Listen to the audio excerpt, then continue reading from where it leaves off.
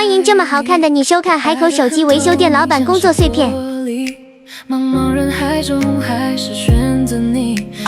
哎呀，手机掉了，掉了，不影响哈。今天也是努力给大家修手机的一天。今天维修的主角是这台 iPhone 17 Pro。故障是重摔之后中框变形，然后放卡、无服务、无基带主板问题，再加后摄像头打不开。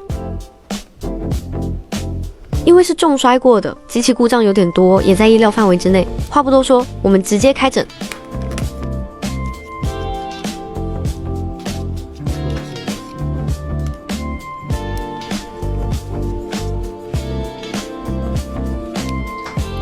摔的是挺重的，电池都变形了。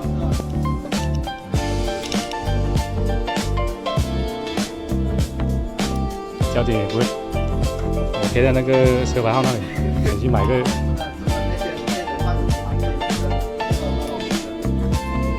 猫洗缸。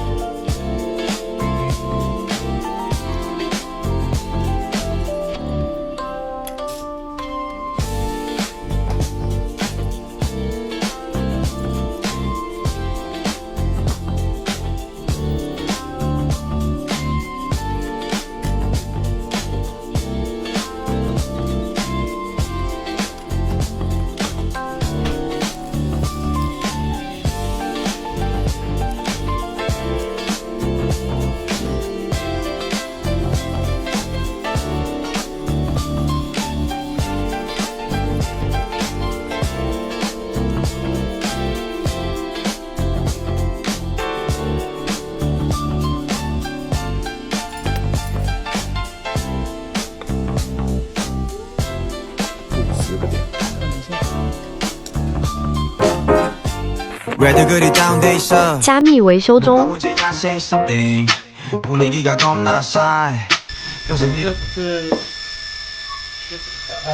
按钱不然再送你一个吧。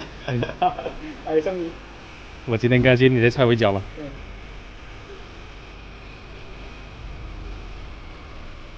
这个就是风险会大大的降低。让我们看看修复好的效果吧。它是搞定了啊！它那个中框很弯，我们帮它矫正了，现在好一点了，已经好很多了。然后主板呢是没有基带，现在基带修出来了。